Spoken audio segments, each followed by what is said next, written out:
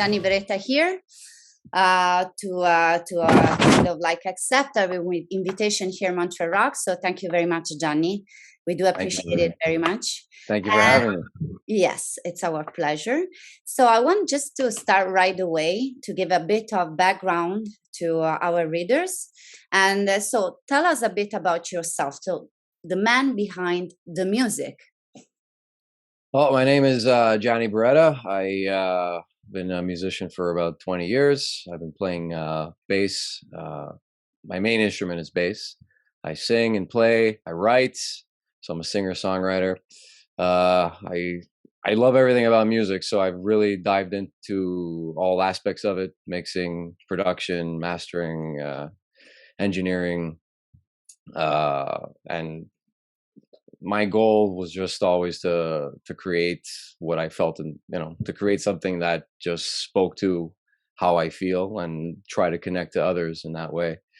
I've been very fortunate to play with a lot of really great monster musicians around the city.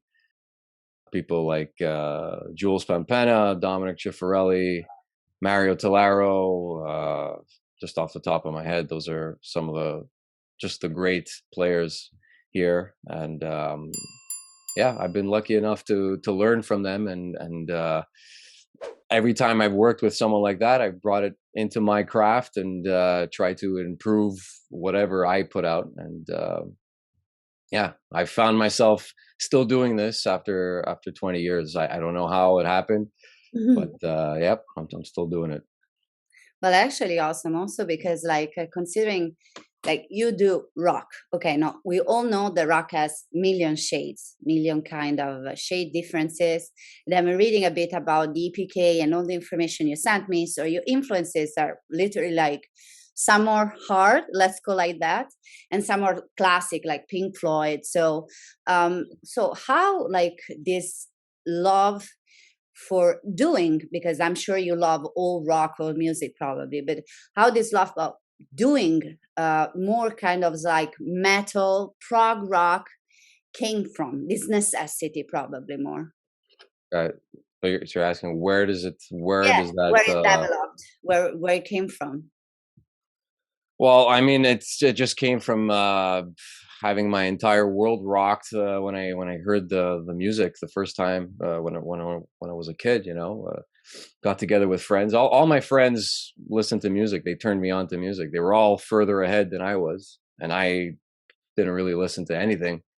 And just so happened I was in a basement with some buddies, and they put on this music video, and it just the song was "Christian Woman" from Typo Negative, and it blew my mind. At first, I was like, "Who are these losers?" Because like it was a really cliche type of look, and long hair and all that stuff. It was like really metal, but when I got home after seeing that video, it just stayed with me, and I just dived into that music, and it just really struck a chord with me. It really resonated with the message and the sound of that type of music, metal and heavier music. The subject matter, I love I just love that people can express themselves, express harder, heavier emotions in such a unruly and chaotic way. Okay. So that's what really inspired me. And on the side of like Pink Floyd and stuff that's more classic, for me it just I felt that these artists were artists that spoke truth, and everything that they wrote had an element of truth to it, like rung true. Like they were talking about life and the things that everyday people deal with. So that really is something that connected with me, and I wanted to learn how to be able to do that as well. So the sound of metal with the message of bands like Floyd and the Beatles and artists that dealt with everyday real stuff. And were you already playing at the time, or you started after? And why bass mainly? Because I know you play also guitar. You probably play other instruments. You know at least how to. I play the triangle. Oh really? Me too. I play cans, garbage cans. Well, why bass? Bass. Well, basically because all my favorite musicians ended up being bass players because they were all songwriters, singers, and then they were bass players. So Peter Steele, Jack Bruce from Cream, Roger Waters. Those were like the three main guys that just blew my mind and showed me what was possible on the instrument. And then later on, we had Les Claypool and from Primus and Lemmy from Motorhead, Geezer Butler. So guys like that really were the ones that got me going. Into basses. That's Yeah. so. But and also like before we jump into your current project, House of Dusk, I mean, you released already at least 10 albums with other bands. Yeah. That's Into obscurity. that's crazy though. Huh? I mean, there are people that spend their life trying to release one album or at least like because unfortunately it's so hard. You have to go through the quality of recording, master, mixing, and you need good producer, you need a good ear, you need a bit of help by other people. And also you've been even featured in a very, very, very relevant magazine, which is Metal Hammer, Yep. which is incredible. So congratulations about that. So Thanks. can you tell me a bit about like the experience also like probably they came from releasing 10 albums already. And also what did you feel when and the context behind you feature in Metal Hammer? Well, all those albums. I mean, as soon as I started playing, I started playing with other people, and we started creating immediately, and that's how I learned. You know, I was just thrown into the fire, and that's what it was. You had to figure things out. So I come from a background of always being pushed to be heavily creative and that type of thing. So 10 records comes from that. It comes from working with other people. Some of those records I wrote in tandem with others, and some of them I wrote on my own. But I mean, like you said, you can't do everything alone. So I was surrounded by a lot of great people, very creative people that taught me a lot and pushed me to take my creativity further. So that's where those records come from, and it was again born out of the love of metal and rock and that type of expression. And yeah, like I said, I mean, to release 10 records, but it's like screaming in the woods when no one's around. You know, does anyone hear it? I mean, some of the stuff people know. There's people around that know it, and some of the stuff not so much. But at the end of the day, I'm satisfied with the output, you know. And the Metal Hammer thing ended up happening when I did one release. It was a while back now for a band called White Slavery, Mm-hmm. and it was just a single that I wrote and put out, and one of the writers from Metal Hammer named Ken McIntyre just got in touch with me through social media, and I thought it was a joke because I can imagine. like, what the hell is this guy messaging me for? You know, like he's like, we love the song and we'd love to feature it on our doom metal compilation, because White Slavery was a doom metal, stoner metal band. It's kind of like Alice in Chains with elements of Black Sabbath. And yeah, he said, oh, you know, we love what you do, and just sign this contract and we'll put it in the compilation. We'll have a little blurb about you in the magazine, you know. And like I said, I thought it was a joke, and I looked the guy up, and he actually does it. He did exist, and he was actually telling the Oh, truth. it's real. And quite frankly, I didn't know what the matter was with him, because I didn't hear what he was hearing. But I signed it, and yeah, the rest was History. history. It wasn't a huge event, but I was really proud of that. You know, it was cool, and it was in an issue that featured Tony Iommi on the front cover, so that was pretty awesome, you know. Yeah, but I think it's very Yeah, cool because I think the thing is like when you were saying before, like to be heard and to be heard by yeah, someone who's actually is into that, is into the music. He knows references because I mean, when you listen to a song, it's like reading a book, no? There are style things, tones, and there are many references, no? Like it reminds you Yeah, of many things. So I think this is pretty great. So yeah, yeah. cool. Or he's hard of hearing. That's the other option. But usually want to go with the with the good. I'm sure that is not the case. I heard you live. I heard you live, and it was awesome. Let's jump into your current project, House of Dusk. So, basic question: when did it started, and where it came from? Well, House of Dusk was actually the band that I always wanted to develop and to build. I just I ended up that's actually part of the story, you know. Part of the story of the band is just like it was the journey towards developing that type of sound. I was always trying to get to this the point I'm at now.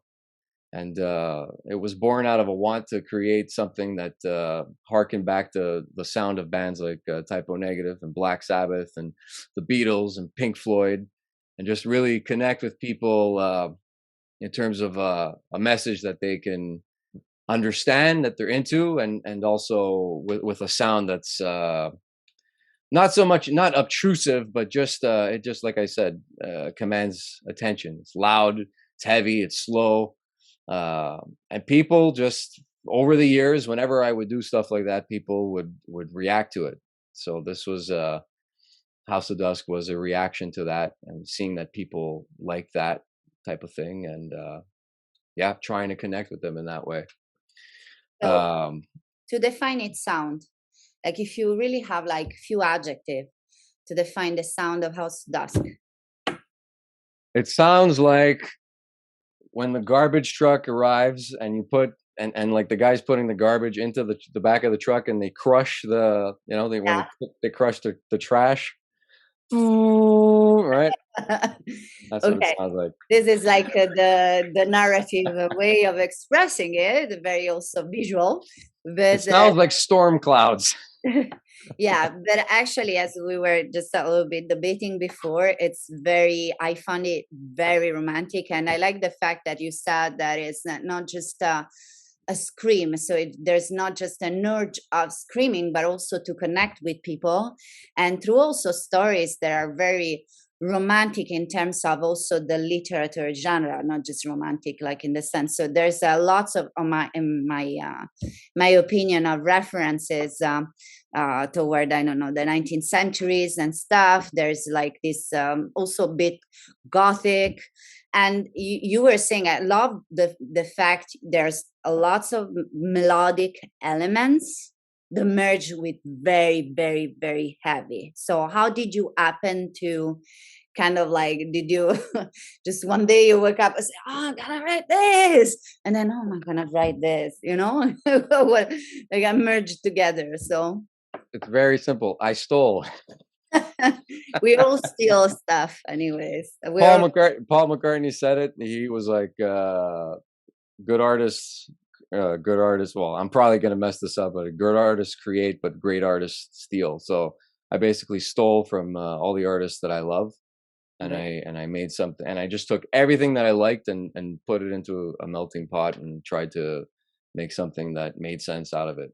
Yeah, and So in terms of narratives, as I was saying, like you have this sort of like you described it, a fascination of for the occult yeah. that comes from your personal so lived life. So how did you kind of like what was the push behind the needs of putting that like this narrative, like there's a reference to vampires again, it's very I don't know, it's really very literary in a sense, like I love that. So Well, how, where did it come from? Tell me more about that, I'm really curious. well, it's I always had a fascination with since I was a kid. I always had a fascination with those that Tim Burton type of vibe. You know, those darker gothic themes. You know, dark castles and Danny Elfman music. Mm. You know, that type of thing. If you check out Batman or Batman Returns soundtrack, and that is incredible. Anything Danny Elfman does in that gothic realm. I also when I went to art school, so I was exposed to a lot of different styles of art and German expressionism art. So I was, I wasn't the most social guy. I would go to the library and just flip through art books, and I really dug artists like Edvard Munch, who's one of the most famous paintings he did was the Scream, obviously.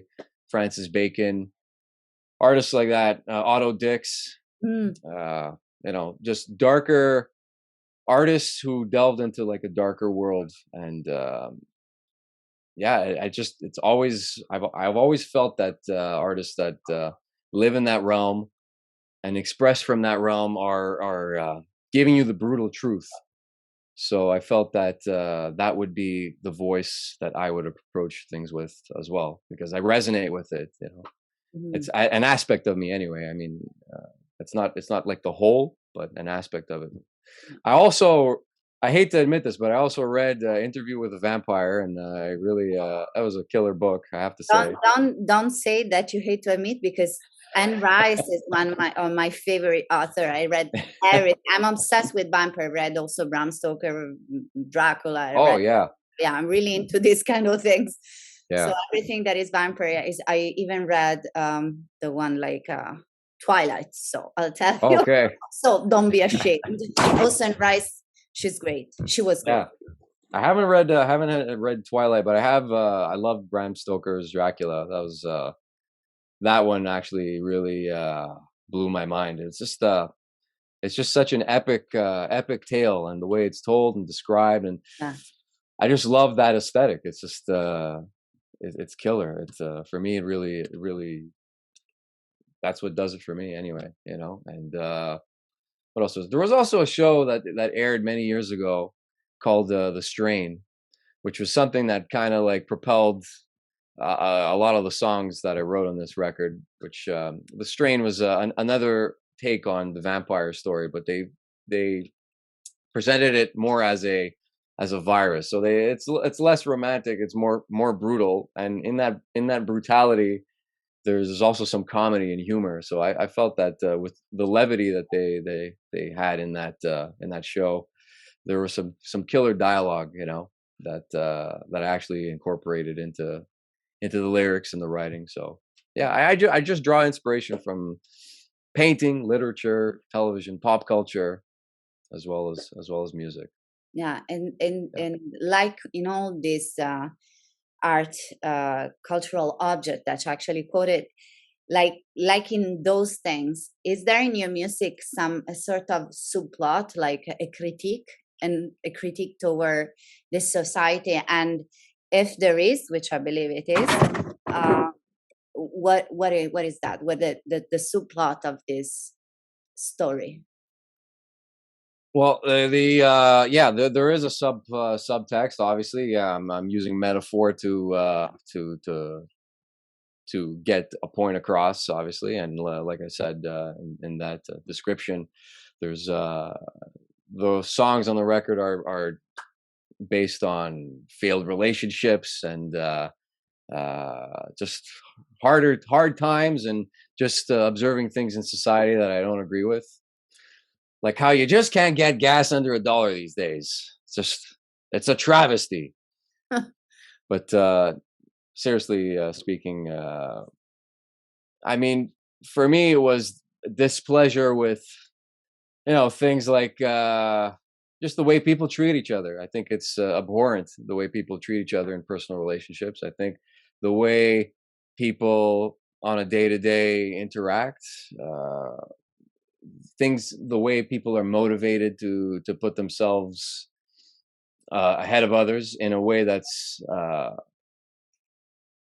that I would say hurts other people. Because I mean, you got people who do it in a healthy way, and then you got people who do it in a way where screw everybody, it's me first type of thing. Yeah. So that's kind of like the vampire. You have these parasites in society that feed off the good works of others, and they make me sick. And I've encountered very many of them in my life. for some reason, and I felt that I would express myself in a way that is understandable and not too brutal, just in a way that is relatable, right? Yeah, for sure. Yeah. So I don't know if that answer made any sense. no, definitely makes lots of sense, and I urging everybody after to go listen to House of Dusk music to get a hint, more than a hint actually, to get a taste of what Gianni is saying, because it's really interesting. And I like also the fact that you merge like the sort of scream together again, as I was saying, with narrative. So you released already, if I'm not mistaken, 2 singles. So one is The Oath, which I have to say I love it, Thank you. and Latin Night, which is a beautiful. They're both melodic and art at the same time, so it's very interesting. So I was reading that you have another one coming up soon. Yeah. And so what people can expect from, besides the next one only, but also like the entire release of the album? So if you could read what's the facade, but also like the content of the LP you're Like, what's the game plan, basically? exactly. Right? Yeah, well, I mean, initially, my plan was to release it all as one piece of work, like an album, right? But it's an hour and a half of music and very stubbornly, I decided to mix and master and do most, if not all, the work on my own, because I just felt that today artists don't have the budget and the I mean, right off the bat, I didn't have the budget and the resources to make the project that I wanted, right? With all the artists that I wanted and all the people that I wanted. But I feel that you have to learn as much as you can from your craft and be able to do as much as you can in order to be able to produce something and make it exist, because everything costs something.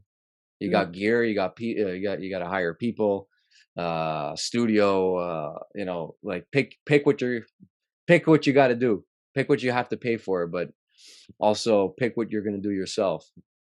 So the game plan was to release it as that hour and a half piece, but it took so damn long to just to make one song like happen, and make one song, put one song out and mix, master, that I decided I'm going to release them as a series of singles. So, and then once those songs are released, then I'll release the full thing together.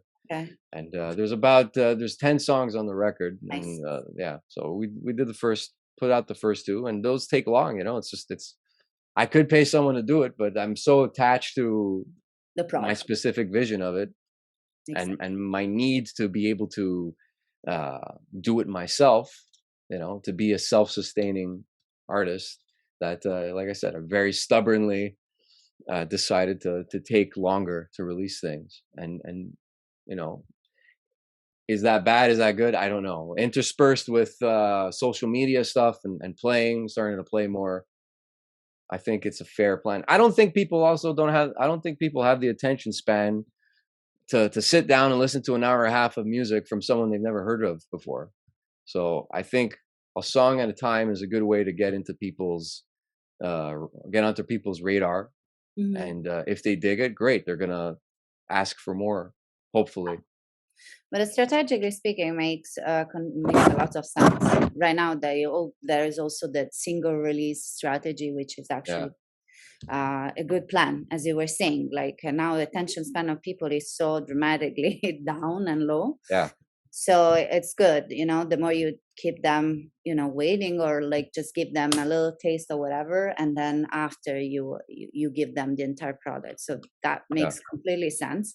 So you've been embarking in this adventure with 2 other great musicians. So have Robert Flis, who's actually playing with you, and then you have also Gopal. Yes. That I know, Devanathan. I'm not sure if I'm pronouncing correctly. That's correct. Yeah. So a quick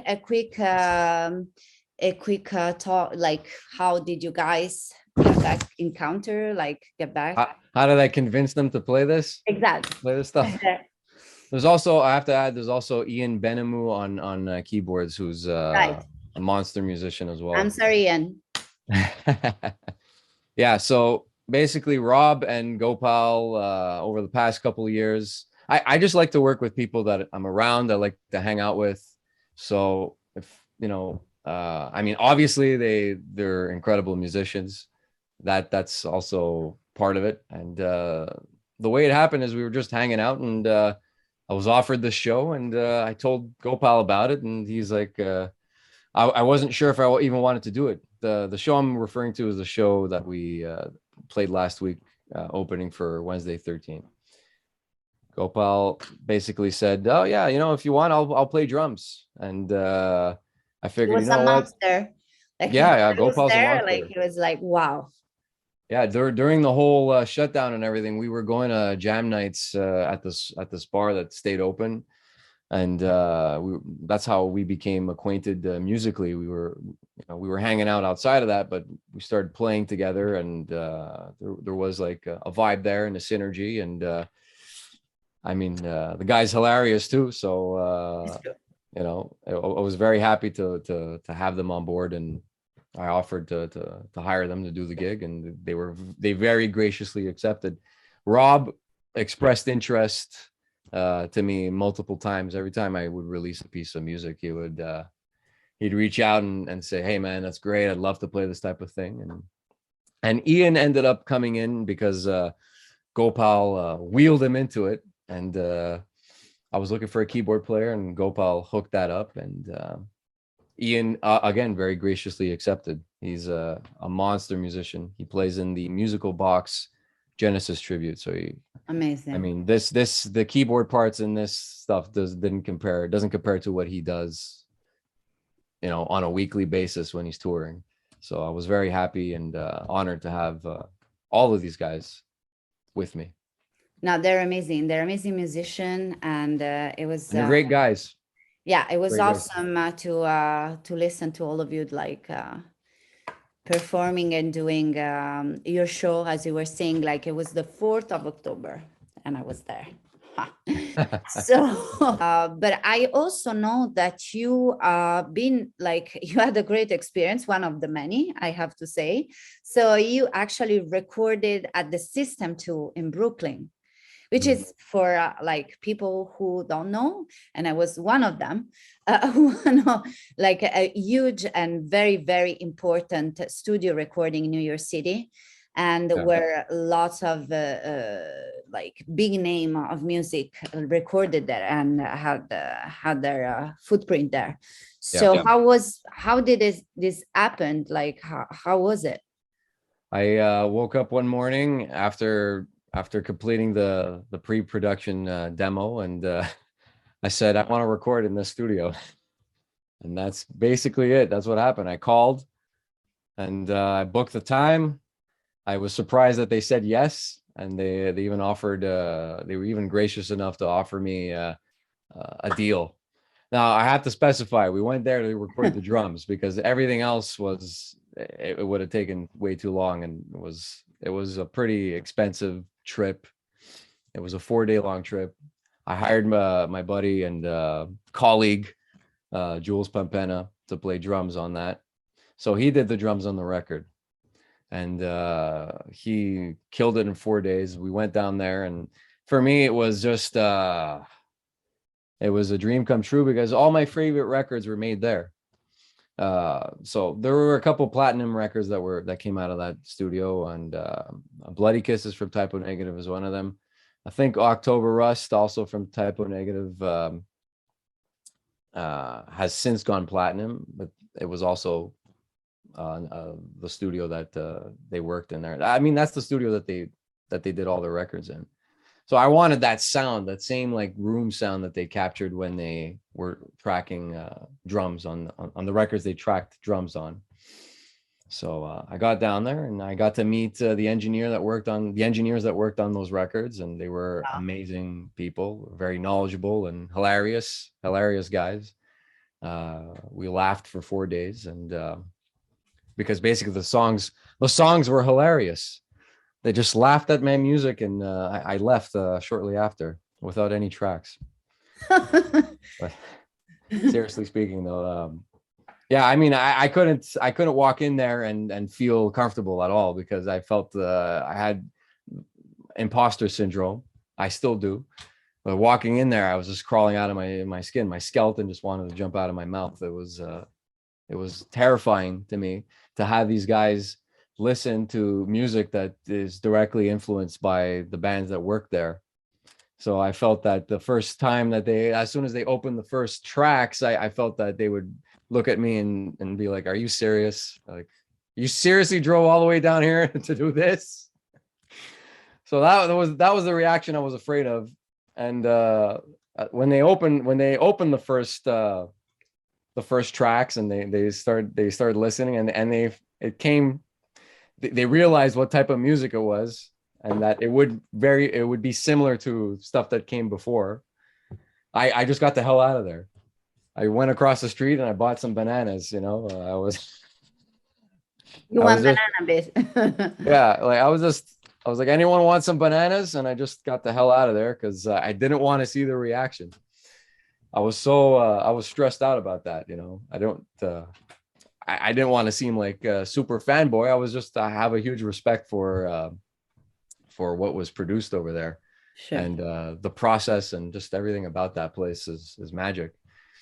And when I came back, one of the engineers was asleep in the corner of the room, and Jules was like, "You see, you were all worried, and they don't even give a shit. They're like sleeping, you know." But yeah, they ended up liking the tunes, and we had a great time. Jules nailed it in 4 days, and by the end of it, he was gray. He actually turned the color. He turned the color gray.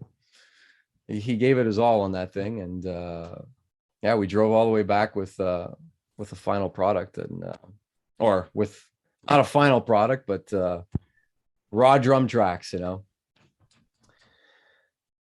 So overall, like very intense experience. Overall, it was a very it was a very a bit.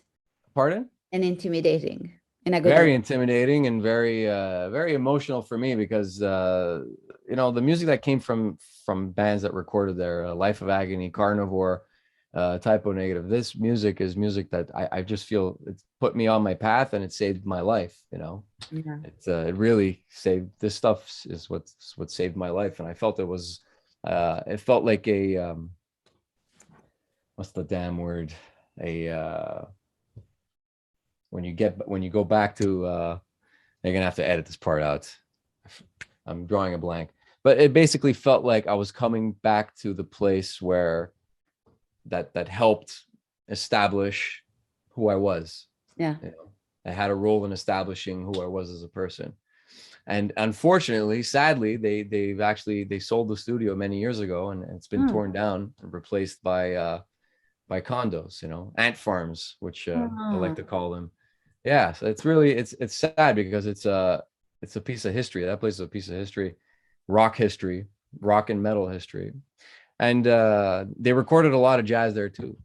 But you know, now they're not recording there. They're recording out of a so the name of the studio is still alive, but clearly it's still Systems 2 Brooklyn, but Mike Marciano and Max Ross, the engineers that run the place, are working out of a satellite studio. So they rent the space, and they mix out of Mike's place, is what I understood. Yeah. Quick question: if you could choose one artist to perform with in the history of music, could be anyone, even Mozart, if you tell me so, which would be very cool, by the way. But anyways, like, if you're allowed to do one duet. Singing? Well, singing or playing, like. So like okay. One artist, it's hard to choose one.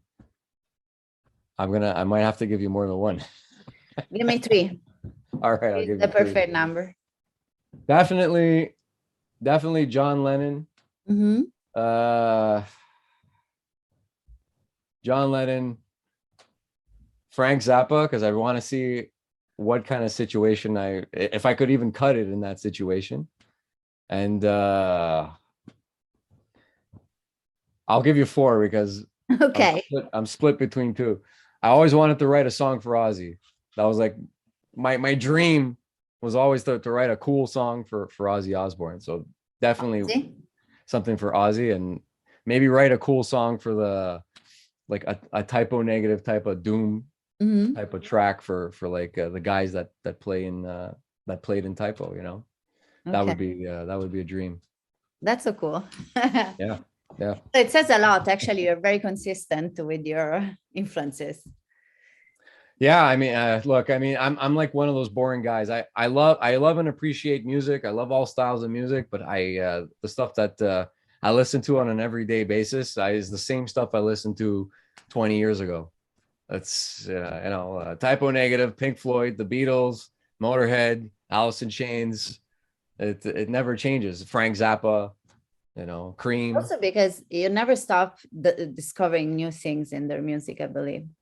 It's just these are the Exactly. guys. For me, if I look at it like wine, if you're gonna drink wine, drink the finest wine, and for me, that's the finest wine. Why, why listen to an imitation? But then again, by saying that, I'm saying why listen to me?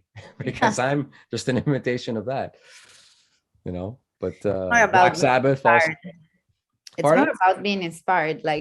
Yeah, Like the majority of the things have been discovered, have been, put out there. So we kind of like reinvent what we've been heard, seen, and blah blah blah. So art is like yeah, that in the end, no? And besides the very first humans that were probably painting on the rocks, but yeah. after that, everything is being influenced by some other stuff. So That's true. There's makes nothing new. it's really Nothing. hard to find something completely new. Yeah, yeah. There's nothing new under the sun for sure. It's just Mm. I guess when you're on the end of like when you know who you're stealing from, I guess it makes it that's where the imposter syndrome comes from because I'm just taking what I like and I put it Your in the quoting is different. yeah I'm quoting exactly I'm quoting I mean every artist I grew up studying artists every artist that I love did that so I figured why not do that take the stuff you love and recontextualize it Yeah, and yeah makes sense. And I try your think, best. yeah, and I think recontextualize makes totally sense. It depends on the era, the period, who is doing that, in what context, blah, blah, blah. So it's never be the same. Yeah, I mean that's the sound. At the end of the day, artists create or musical artists create music that they themselves want to hear too, right? So Yeah. that's the sound I wanted to hear. The bands that I love don't exist anymore. So I want to do a. I'm not gonna say it's not a half-assed attempt. It's a full-assed attempt. So that some people might consider as half-assed. I don't know if I achieve what I'm setting out to do, but I'm happy with it. I'm happy with the process, and you know, working towards it is the where I get my kicks. If I get if I, as long as I'm growing and expanding and working towards that ever changing goal, then I'm happy. I'm satisfied. I have another couple of questions for you. So, first off, I want to know from your point of view clearly, what's the biggest challenge as a musician you have encountered up until now? The absolute biggest challenge is being heard and not fading into obscurity. It's really being noticed and finding ways in order to be seen in this ocean of people that are clamoring to be heard. And there's a lot of, I mean, with the advances in technology, there's a lot of there's a lot of talented people that have a platform and the ability to get out there. So uh, A, differentiating yourself and B, being heard. Like at the end of the day, it's a numbers game and it's a money game. Like if you have access to resources, financial resources to promote your work and market your work, the likelihood of you being heard is greater. So the challenge has always been that, live life, pay for your expenses, but have enough left over to be able to put into the marketing and the promotion of the music. Yeah. This is really, really important. Yeah, you're right. It's a painful process.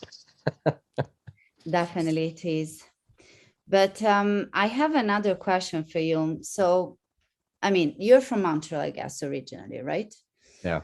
So unfortunately, I'm not a fan. That's where my next question now will head to. So, Montreal music scene. It's pretty fervid. We can say that. But if you could change something, you can tell me just one thing. What would it be? If I could change something about the Montreal music scene? The Montreal music scene. What you don't like about it?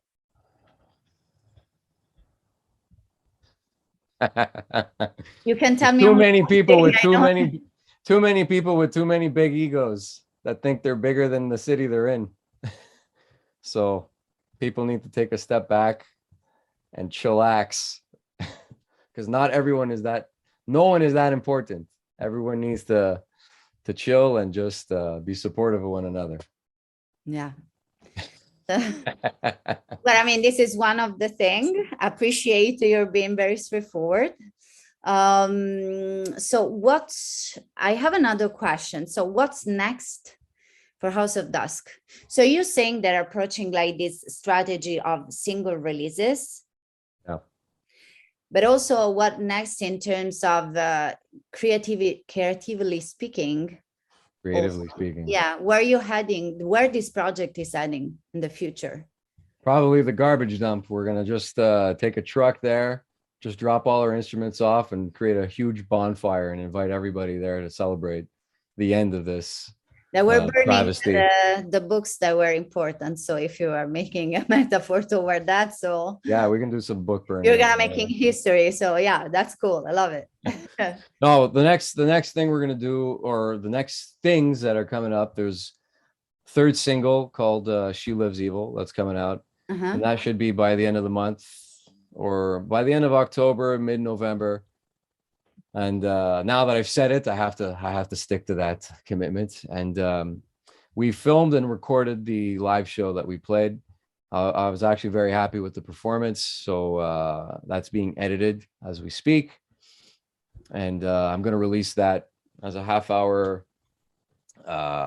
video that will be bought, hopefully be bought. It will be sold. And I'll also have it offered for streaming. So the people that pick it up, decide to support the band and purchase it, I'm going to include a lot of them. Well, all the merch that we printed for the show that we just played.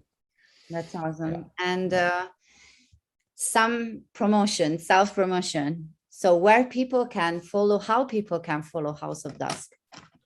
People can follow us at Facebook. Just search House of Dusk, facebook.com/House of Dusk. Instagram, same thing. Instagram handles House of Dusk. We also got a YouTube page. Same thing, House of Dusk. So you can check us out there, or you can ask where the noise is coming from and you'll be pointed in our direction. So ask your neighbor. Yeah, ask my neighbors. Exactly. So Gianni, I really want to thank you for your time. Thank you. I really wish we always have more time to talk, because I think the more you talk, the more questions arise. So thank you so much for your time. Thank you so much from Montreal Rocks. Thank you for being here with us tonight. And we'll follow you. So I strongly recommend to everyone to do the same. Awesome. Thank you for having me. It was a pleasure to speak to you.